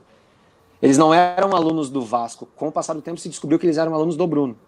Assim como existem os alunos do Marcos, existem os alunos do André, os alunos do Simon, os alunos, sabe? Chegando lá na Top, cara, nos primeiros treinos, foi uma coisa muito engraçada. Porque se alimentou uma rivalidade muito com a ida do Manga pro Vasco, porque o trabalho do Manga era bom, e o Vasco começou a ganhar título, e quem estava por cima da carne seca na época era a Top. E as duas se batiam muito nas competições, se enfrentavam muito, com bastante frequência. Claro que várias outras escolinhas tinham categorias bem boas, a BB, a MGA, o Recreio e tal, a UX, o América, mas a Top e o Vasco foi ali. E os últimos anos, a gente tinha um nível técnico muito alto no Vasco. E a gente se encontrava em todas as finais. A categoria 2001, em 2013, a gente se encontrou em 4 finais. Em 4 finais. A gente jogou naquele ano umas 12 vezes. Bah, mas assim, ó, só faltava ter policiamento no ginásio, porque o resto tinha de tudo. E chegou, cara, a primeira semana de março, e todo mundo que foi embora comigo se encontrou lá na arquibancada do Salgado Filho, todo mundo vestindo a mesma camiseta. Cara do céu, eu lembro que os primeiros jogos, assim, era como se tivesse 3 torcidas diferentes. A torcida do adversário, a torcida da Top, que era da Top, e da Top que veio do Vasco. Que ninguém se misturava muito, assim, uns iam lá pra cima, outros... Era muito engraçado, assim, sabe? E se descobriu o quão bobagem era a rivalidade, todo esse ambiente que causa, porque os guris não estavam nem aí, mas nem aí. Se davam tri bem, amigos um dos outros, jogavam junto no Ju, no Caxias, sabe? Eles não estavam nem aí, sabe? No Santos, na Apafute, eles eram colegas. Estudavam junto na escola, então tu vê que rivalidade idiota que às vezes a gente cria na arquibancada ali fora da quadra, e os guris dentro da quadra não estavam nem aí, sabe? Não estavam nem aí. Mas foi uma mudança bem divertida, foi muito boa. Eu vou te pedir agora, porque todo mundo me conhece, sabe que eu sou engraçado. Enquanto tu lê os patrocinadores em 1 minuto, eu vou fazer uma visita no banheiro, porque eu tomei 3 garrafinhas de água. E a minha bexiga tá implorando. Enquanto isso, tu lê os patrocinadores. E agora falando sério, porque na volta eu quero continuar esse assunto, porque tem uma parte bem legal do trabalho técnico, da grande mudança que teve a saída, o universo que a gente vivia no Vasco e o universo que a gente vivia na Top, que eu acho que vale a pena a gente tocar nesse assunto aí. Pode ser? Pode, eu seguro a bola aqui para falar. Segura, rapidinho. Pessoal, eu quero agradecer que vocês estão mandando bastante mensagem, estão curtindo aí, estão participando, está muito bacana. Certamente um conteúdo enriquecedor para todo mundo. Para mim está sendo muito bacana, né, reviver todos esses momentos. E assim, se tiver histórias, vai mandando aí. Se a gente não conseguir colocar em pauta, eu vou continuar jogando ali na tela ali para todo mundo acompanhar. A gente sabe o quanto o Bruno foi um cara importante, né? Tanto para mim assim quanto para muitos das pessoas que estão acompanhando a live. Então joga as histórias, os relatos aí, que vai ser muito importante, muito bacana, porque hoje o programa é para ele mesmo, para homenagear o profissional que ele é e a importância que ele tem. Eu queria agradecer em especial a Fernanda, que é a minha namorada, que tá assistindo aí, que me dá uma mão também e me dá um suporte. Bruno, enchi tua bola, vai lá, conta. Obrigado. Outro filho apareceu ali, o João Trevisol. Esse sim é filho, hein? Esse aqui... Que mal! Nossa senhora! Se eu tiver 1000 filhos, cara, e tem um que eu queria dar umas palmadas, é esse aí, cara. Meu Deus do céu, também te amo, cabeça pintada. Vamos lá. Marco, tu sabe assim, ó, falando no assunto da mudança Vasco Top, tá? Quando eu fui pra Top, mudou muita coisa, e tu não faz ideia. Hoje que tu é professor, talvez tenha mais discernimento nisso. Eu usava uma frase, era uma estrofezinha ali, um refrãozinho de uma banda de rock da TNT, uma banda gaúcha, que se não me engano é da TNT, que diz assim: garoto, eu te falei, a vida é nada fácil. Eu não quero lhe dizer isso, mas o mundo é muito maior que o teu quarto. Era mais ou menos isso a expressão. E o período que a gente viveu no Vasco, e a gente atingiu um nível técnico bom, era um trabalho bacana que a gente estava fazendo, que ficou fidelizado, teve um período ali que fidelizou os professores, então era um trabalho que tinha continuidade, só que a gente tinha um teto. A gente tinha as competições regionais e a gente não descobria que o mundo era muito maior, sabe? E aquela cultura do ganhar, de competir para ser campeão, ganhar, nós tínhamos muito isso no Vasco, até porque, eu vou dizer uma frase agora, todas as outras escolinhas me desculpem, mas eu preciso dizer ela porque eu não posso ir contra o que eu penso. O Vasco é talvez a última escolinha romântica de Caxias, que era aquela escolinha antiga, que um dia teve profissional, que, sabe, ela tem um caráter, eu não sei te explicar como, mas ela tem um caráter mais romântico. Ela é uma escolinha que tem componentes assim bem bacanas, assim, sabe? As pessoas se identificam, quem é do Vasco, quem já passou pelo Vasco, principalmente naquela época, sente muito isso. E a gente gostava muito do Vasco, então essa paixão talvez ela cegou a gente um pouquinho, a gente achava que viver naquele mundinho e ser o rei daquele mundo para nós era o suficiente. A mudança para top, e olha só, disputar o campeonato estadual, nossa, cara, foi uma mudança muito grande, assim, muito grande. Até fazer uma referência, mandar um abraço que o professor Xaxá aí tá assistindo. Um abração para ele aí. Que, aliás, já ganhou, foi o primeiro estadual da Top, foi o Xaxá ganhou, com a Sub-15. A Top, a Top Sport, ela adquiriu com o tempo um caráter como escolinha, empresa, antes das outras.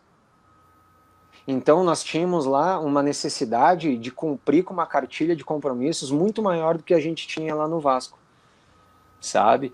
A gente tinha a responsabilidade de apresentar para muito mais aluno, né? Porque a Top tinha vários núcleos na cidade na época, nós tínhamos a responsabilidade de aplicar um conhecimento mais completo de futsal. Eu não estou dizendo que o trabalho do Vasco era ruim ou coisa do tipo, sabe? Ou que a escolinha do Vasco era menor, não é isso.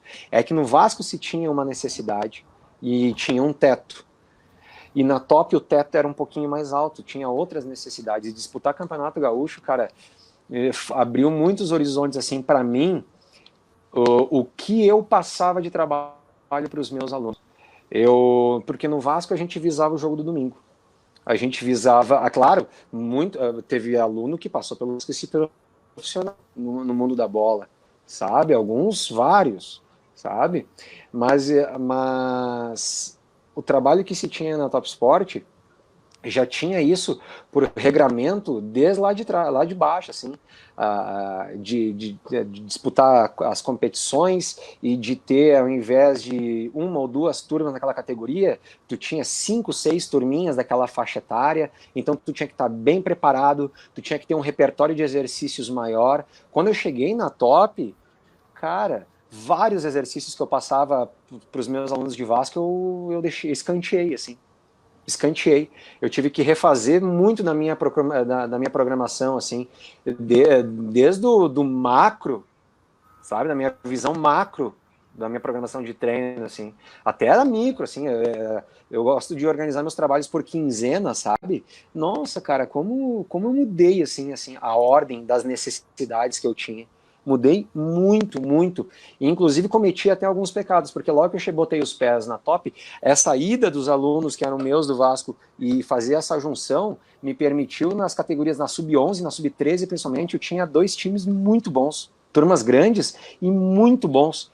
E admito, cara, que eu não estava preparado para absorver aquilo naquele momento. Descobri isso depois, é claro, fazendo autocrítica, mas serviu para depois pegar gerações, às vezes com nem tanto potencial técnico assim, mas conseguir um desempenho bacana, desenvolver com eles um trabalho legal, montar para eles um cronograma de treinamento ao longo da temporada, onde eles iam aprender muitas coisas e eles conseguiram cumprir com isso, sabe, com essas metas, porque eu estava preparado para aplicar para eles. Então essa mudança da Top, assim, além do caráter divertido que era, foi ver que eu precisava crescer, sabe? E a Top Sport me permitiu isso. Mas agora, lembrando, a hora que eu fui fazer um xixizinho, eu lembrei que tinha uma foto, quando eu cheguei na Top, a gente montou uma Sub-17, e nós tínhamos um projeto para Sub-17 junto com o pessoal da BB. E nós conseguimos aluguel no Vascão para treinar com a Sub-17. Eu tirei uma foto, eu lembro que eu cheguei no ginásio, eu dei meu celular, eu acho que pro Pete ou pro Vini, eu pedi para um deles tirar uma foto, eu digo, tira essa foto. Lembra que tinha um pirata pintado na parede lá, atrás da goleira do placar lá? Eu tenho uma foto minha no meu Facebook, uniformizado de top, na frente do pirata do Vasco. E eu escrevi na legenda, entendedores entenderão. Essa clássica, assim, sabe? Os pais de Vasco, assim, vários deram risada. Eu lembro da Carla Menegusso, eles são meus amigos até hoje, eu amo aquela família lá. A Carla, ela brincou muito, assim, ela não acredita. Mas foi engraçado, bem engraçado.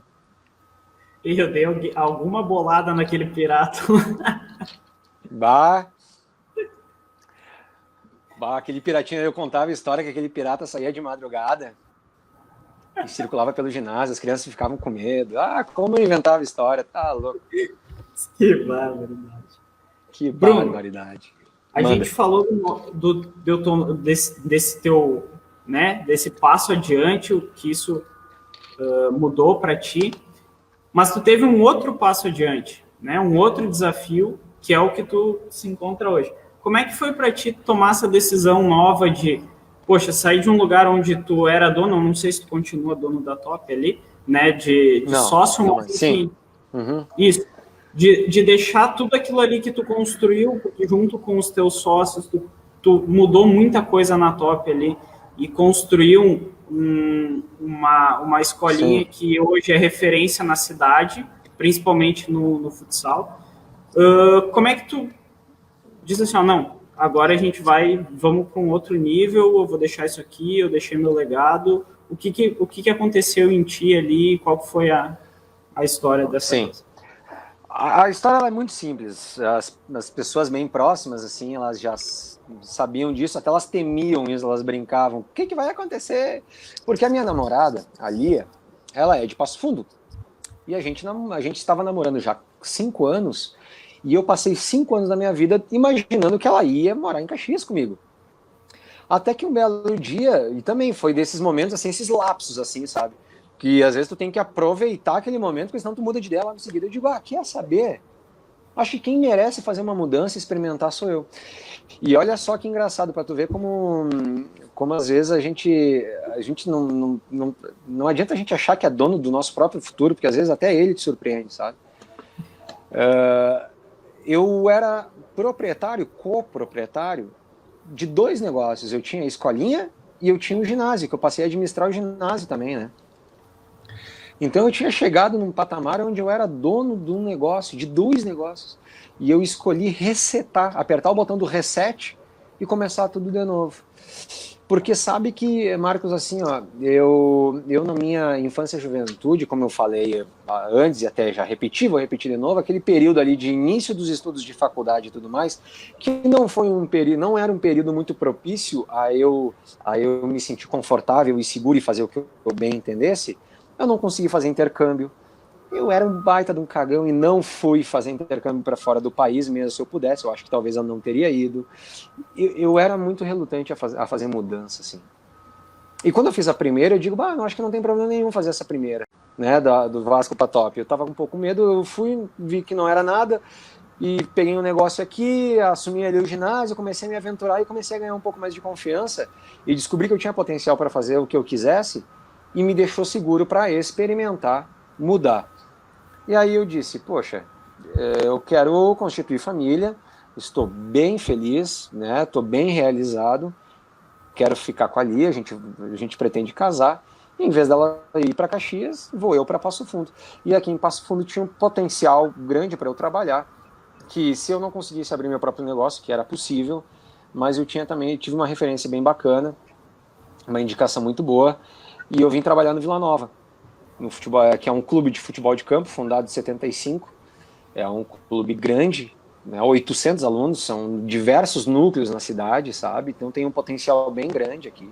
É um clube formador também, O trabalho aqui é bem sério, e eu conversei com o presidente aqui do clube, o Beto. O Beto, para quem em Caxias não sabe, imaginem o Jonas do Ju, só que mais branquinho.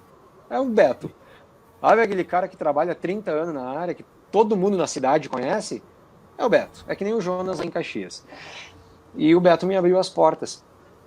E o Beto também, ele tinha a ideia de manter uma extensão do Vila Nova no futebol de salão, no futsal. Para trabalhar com as categorias pequenas de uma forma melhor, que às vezes o campo, que é muito grande, não te permite, né? E também para desenvolver o futsal e desenvolver esse reforço técnico dentro do clube campo Vila Nova, para que a gente conseguisse entregar os atletas, os nossos mini atletas, mais preparados para as categorias de cima. E ele achava que eu tinha esse perfil e fechou todas. A gente sentou, conversou e bateu um martelo. Então eu estou iniciando agora esse projeto meu de extensão no futsal do Vila Nova aqui, mas também estou matando essa pulguinha que estava me incomodando. Eu queria muito trabalhar com futebol de campo, sabe? Eu trabalhei em jogos cesianos, com society, sabe? Mas categoria de base não tinha trabalhado ainda. Até para ter uma dimensão melhor e entender melhor como os atletas estão no campo e como eu preciso, no futsal, entregar eles para o campo melhor no futuro. A gente sabe que a grande maioria dos alunos, quando eles são pequenos, quase todos eles sonham em jogar futebol de campo e não jogar futsal. Então, nada melhor do que, além deles passarem por esse intercâmbio entre as duas modalidades, acho que não custa também nós, para a gente ganhar também um repertório melhor, né, de conhecimento e saber as dificuldades que o campo passa. E como nós no futsal, que eu me declaro especialista no futsal, como nós no futsal podemos potencializar esses alunos quando eles vão para o campo. Então vim aqui de mala e cuia para Passo Fundo e estou gostando. Não estava acostumado só a pegar tanto sol assim e a picada de mosquito, cara. Mas de resto, velho, tá bem de boa. Bem de boa. Show de bola. Bruno, qual que é a importância da tua família na tua trajetória? Porque ela foi vitoriosa, ela foi uma grande trajetória. E qual é a importância, até tu tinha comentado ali da questão de hoje faltar um pouco disso, qual que é a importância da tua família na tua trajetória? Eu não conseguiria ter feito nada. Nada. Até porque, dentro da vida de cada um, nós somos donos dela. Mas grande parte da nossa satisfação é a aprovação do que nós fizemos perante as pessoas que estão ao nosso redor. A minha mãe, ela é muito realizada com aquilo que eu faço. A minha irmã tem muito orgulho de mim. O meu pai, que recém faleceu, também tinha muito orgulho de mim, sabe? Ele, daquele jeitão grosseirão dele, ele via nos grupinhos dos amigos dele contando: o Bruno foi campeão não sei do que, o Bruno isso, o Bruno aquilo. Então, saber que a tua família tenha uma aprovação sincera daquilo que tu faz, cara, não tem preço. Até porque, dentro da nossa área de atuação, dependendo de como nós vamos encarar a nossa profissão, tu sabe disso, os educadores sabem disso, quem trabalha com esporte sabe disso, quem é professor sabe, a gente talvez não vai ganhar muito dinheiro. Então a gente precisaria também ter a segurança de ter pessoas ao nosso redor que estão prontas a estender a mão quando tu precisa, sabe? Então ver que a minha mãe foi e continua sendo cúmplice disso até hoje, da minha irmã ser isso, para mim até hoje. A minha namorada, ela é líder da torcida. Ela não é só uma pessoa que vai no ginásio, ela é líder da torcida, sabe? Ela lidera a camiseta da torcida e vai em todas as viagens, sabe? O meu cunhado, toda vez que a gente fala da bola, assim, eu gosto de falar muito de esporte, meu cunhado também trabalha com esporte, ele é técnico em natação. Então saber que as pessoas próximas a ti são cúmplices do que tu faz, cara, não tem preço. E olhar também para o lado e às vezes não ver isso em colegas teus, sabe? As esposas, as namoradas, acompanharem eles tanto, assim, eu fico pensando, putz, cara, olha como eu sou privilegiado, né? E às vezes a gente não se dá conta nisso, né? A minha mãe, com certeza, costurou e lavou mais fardamento que muito dona de escolinha por aí, sabe? Sem ganhar um centavo. A lavanderia da escolinha, da Top, até na época do Vasco, às vezes, era minha mãe. Putz, cara, assim, ó, é demais. É demais, é demais, é demais. Então, família, assim, cara, bah, a minha eu, quando eu vim para esse mundo, Deus disse, ó, tu vai passar uns perrenguinhos, mas pode ficar tranquilo, cara, que eu vou te colocar numa família nota 11, né, nem 10. Então, bah, eu amo eles, assim, de paixão e tem nem o que falar. É verdade, eu lembro bastante, até tem, que nem tu falou, tem flashes que a gente, né, por ser de um tempo já antigo, por mais que a gente pareça tão novo, tem flashes da tua mãe chegando na arquibancada do ginásio ali do Salgado Filho, quando a gente ia jogar contra a Top, ela trazendo o bolo, sanduichinho para nós comer. Cara, isso ficou tanto na minha cabeça que eu disse, não posso deixar de comentar sobre esse assunto, que eu lembrava, e era muito, muito nítido para mim a presença, principalmente dela. Lembrava bastante que tu comentava da tua irmã também. Então eu disse, não, isso aqui eu sei que vai ser especial para ele, eu tinha que tocar no assunto. E esse é um parênteses, assim, sabe, nosso, que a gente às vezes deixa passar e que a gente não faz ideia da importância, que é a capacidade que nós temos de ser humanos. Tá? Se esse tipo de coisa marcou um ex-aluno do Vasco, que era lá no bairro Pio Décimo, eu moro no Salgado Filho, para quem não sabe, a minha casa, a casa dos meus pais, é quase que do lado do ginásio do Salgado Filho. Então, se isso marcou para vocês lá do Vasco, tu imagina o quanto marcou ali para os alunos da Top. Porque, por exemplo, o local de encontro onde os ônibus saíam nas viagens era ali em casa. A chegada era ali em casa, minha mãe não deixava a gente estacionar no ginásio. Ela ficava acordada de madrugada para as pessoas deixar os carros estacionados ali no nosso pátio, na descida onde meu pai guarda o carro, eles deixavam os carros ali, então a gente se encontrava ali e tal. E esse tipo de humanidade que nós, professores, e a família do professor tem para com a família dos alunos, isso aí cria um laço, cara, que assim, ó, não tem valor. Não tem valor. As pessoas, assim, eu ganho presente de Natal, dias aluno meu. Eu ganho presente de aniversário, sabe? Eu recebo mensagem o tempo inteiro.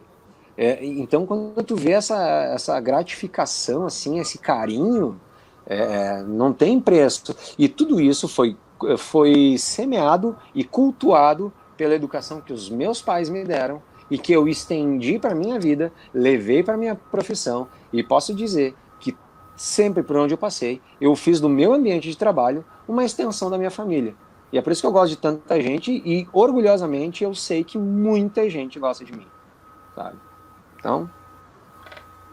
Isso é verdade. Bruno, agora eu vou abrir o quadro das perguntas da galera. A primeira que recebi lá no Instagram, quem quiser mandar durante a semana, a gente sempre faz essa divulgação, então compartilha lá e comenta lá. Eu coloquei, a segunda é do Lucas Souza. Qual foi o jogo mais importante da tua carreira como treinador de futsal?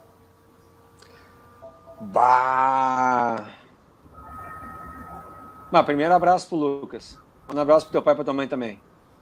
Eu não quero falar muito com o teu pai, porque o Grêmio anda ganhando muito do Inter, então eu não quero falar com o teu pai. Cara,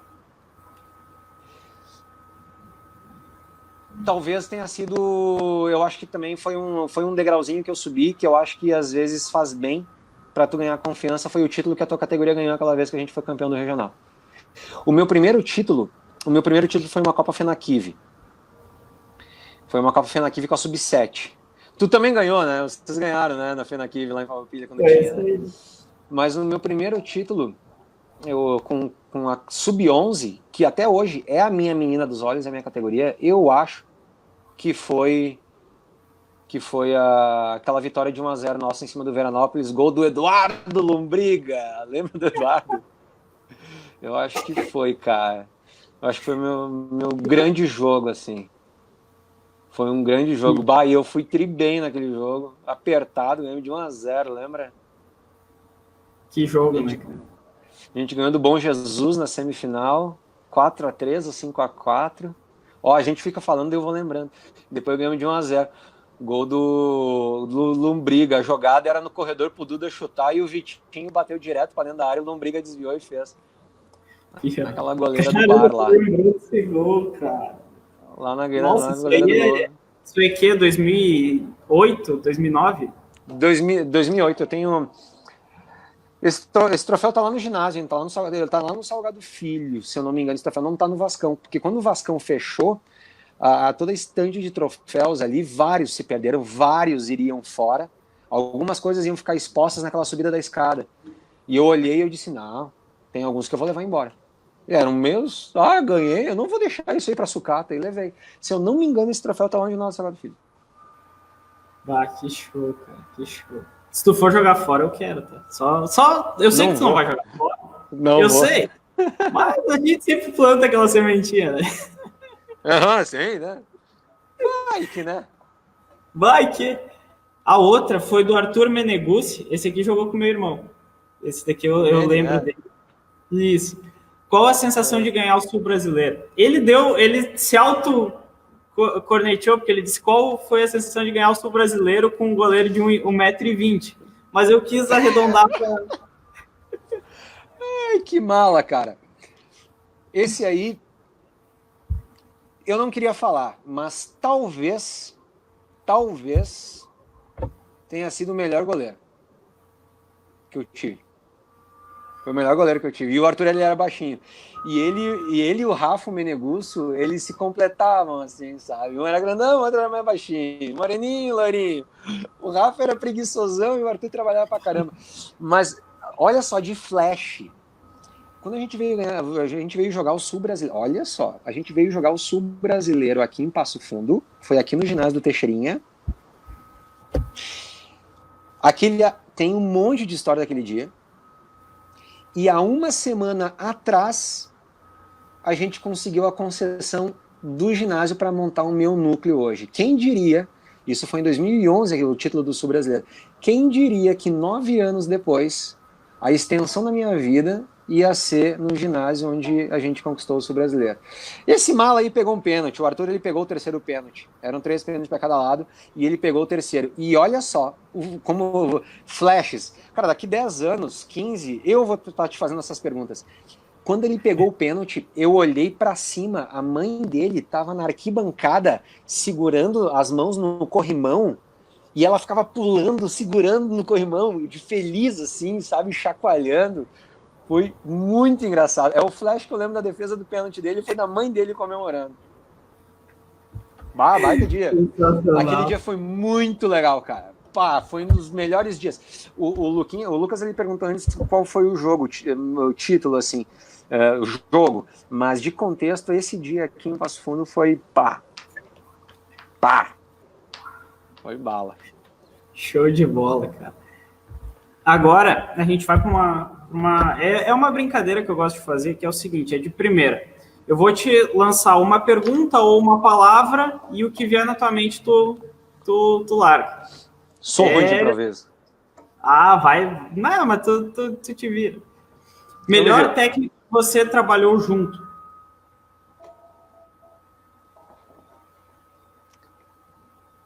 Técnico. Que ruim fazer injustiça com quem fica depois, né? Puta merda, cara. Essa foi na canela. Foi. Eu acho que foi o André. André Fagundes. Hoje ele trabalha no Recreio. Eu gosto muito dele. Verdade. Momento mais difícil da tua carreira? O momento mais difícil foi quando eu caí o meu primeiro tombo. Foi quando eu tava muito bem e eu perdi a final do campeonato estadual em 2017. Nós perdemos pro Bom, sempre tem uma frase famosa que diz que a vitória ela tem um monte de pai, né? Mas a derrota ela é órfã, né? Ninguém quer assumir, mas eu assumo a bronca. Foi minha primeira grande derrota. 2 anos depois, de novo na final, eu perdi. Nós perdemos. Mas eu descobri que a importância de ter perdido, o título mais importante da minha vida, ter perdido ele, eu descobri com o passar do tempo que ele teria me dado um troféu, mas não impediu a grandeza que tinha a relação eu com os alunos que eu comandava. A gente se gosta muito, assim. E os guris são sensacionais. Momento mais feliz.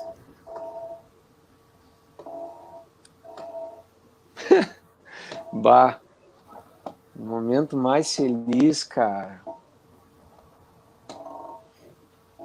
Bah, eu tive uns momentos legais, assim.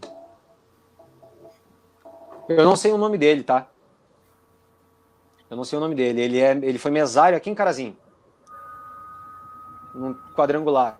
A gente foi cumprimentar a arbitragem no final do jogo, ele estendeu a mão e ele disse assim: parabéns, professor. Já há muito tempo a gente fala da conduta dos teus alunos, que eu fazia os meus alunos sempre cumprimentar a arbitragem. É Juarez, Juraci, alguma coisa, eu vou pesquisar. Ele disse isso aí para mim: bah, como a gente fala muito bem do senhor e dos teus alunos, todo mundo fala. Eu já conversei isso com um monte de gente da arbitragem, a gente fala muito bem do senhor. Porque assim, Marcos, vir um elogio de quem está perto de ti é satisfatório, é lindo. Mas vir de quem tu não conhece, cara... Eu lembro que aquele dia eu vim sorrindo, cara, eu quase chorei aquele dia no vestiário. Quase chorei. De satisfeito, sabe? Fiquei bem feliz aquele dia. Eu aí agora, como testemunho, já aconteceu de vir falar para mim isso. Quando eu jogava contigo, parabéns, a equipe de vocês é muito disciplinada, muito educada, e eu lembro disso. Cara, eu lembro que eu fui tomar um cartão amarelo, mas eu tinha seus 15 anos. Eu não sabia o que era tomar um amarelo. E era defensor. Vasco da Gama em uma palavra. Gênesis. Começou ali. Top Sport.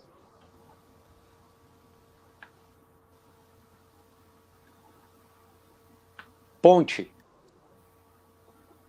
Eu não sei onde é que o caminho vai terminar. Top foi uma ponte. Linda. 2 palavras. Ponte linda. Bah. Formar atletas.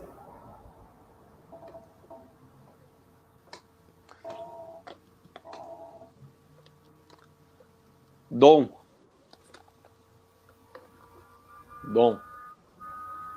Ajudar a educar uma criança. Um sonho?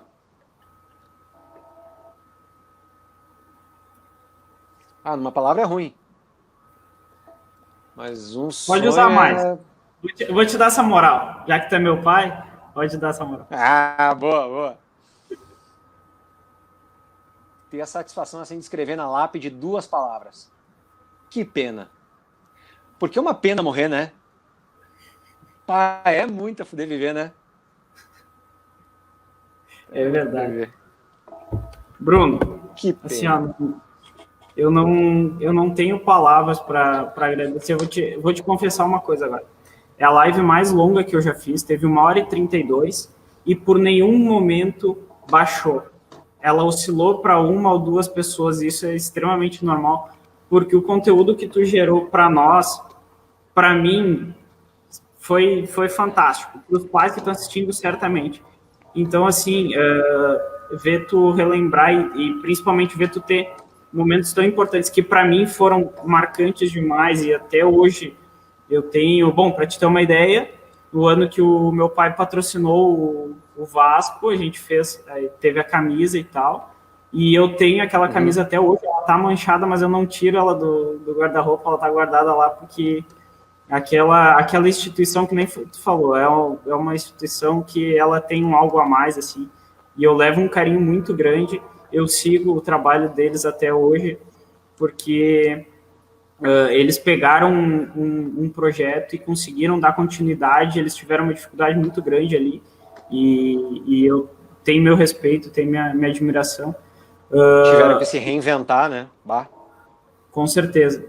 E principalmente eles tinham uma pressão muito grande pelo nome que se tinha, pela mística do ginásio. e eles conseguiram dar a volta, então, assim, eu tiro o meu chapéu. E, cara, como eu te diria uma frase, assim, que, para te resumir o que tu é para mim, tá?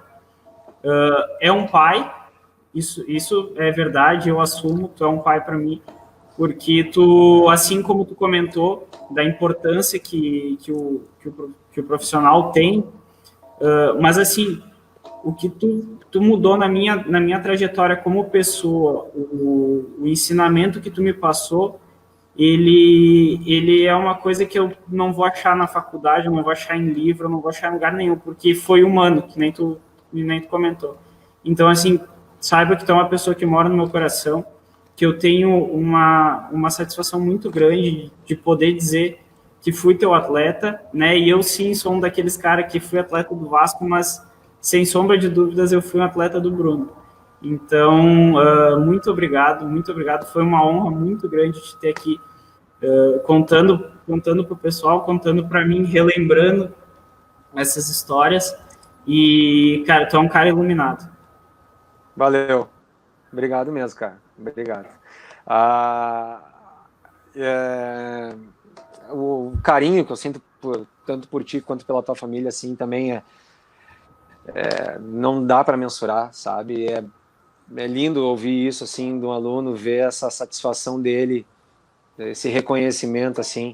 É o que abastece pessoas de bem. Não estou me colocando nesse degrau, não é essa a intenção, mas o que abastece as pessoas a continuar fazendo as coisas certas é ouvir pontualmente elogios, ouvir esse feedback que, pô, cara, tu tá no caminho certo, sabe? Tu tá no caminho certo.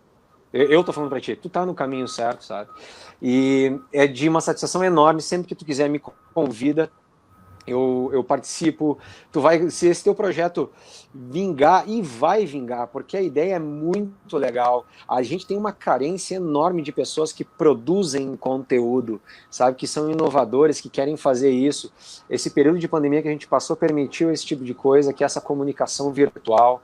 E onde tu tiver a oportunidade de ouvir mais pessoas falando sobre a área do teu interesse, tu aprende. Então, é louvável quem tem a iniciativa de querer produzir esse conteúdo. Para finalizar, eu vou te dizer assim que eu sempre gostei de programa de entrevista, de assistir, eu sempre assisti talk show, eu sempre assisti Jô Soares. E o Jô Soares, ele foi primeiro e grande talk show do Brasil, da TV brasileira.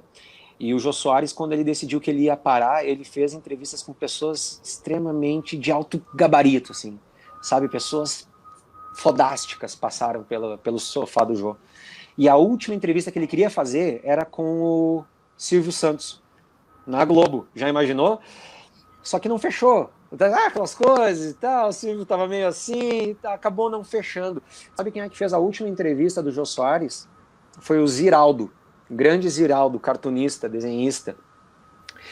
E o Jô Soares descobriu que ao longo de todos os anos de talk show do Jô Soares, foram mais de 20, em todos os anos, o Ziraldo esteve com ele em todos os anos.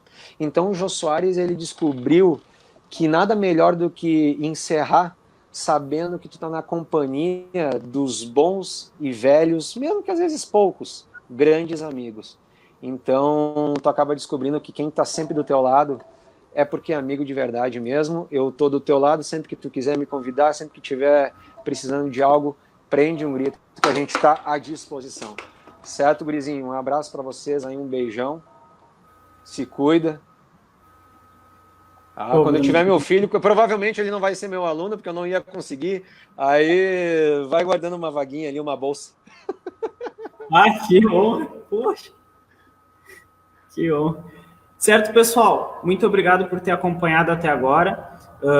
Um bom fim de semana aí para vocês. Eu vou estar disponibilizando a live inteira, né, sem corte, nada. Até a parte que o Bruno vai mijar vai estar no vídeo. No YouTube, beleza. Treinador Marcos Stuani, tá? Então procura lá, tem todas as outras lives que foram feitas. Então quem quiser tirar um tempo para acompanhar, acho bem bacana. Certo, Bruno? Grande abraço. Valeu. Fique com Deus. e até mais. Um beijo para todo mundo aí. Valeu, tchau, gente.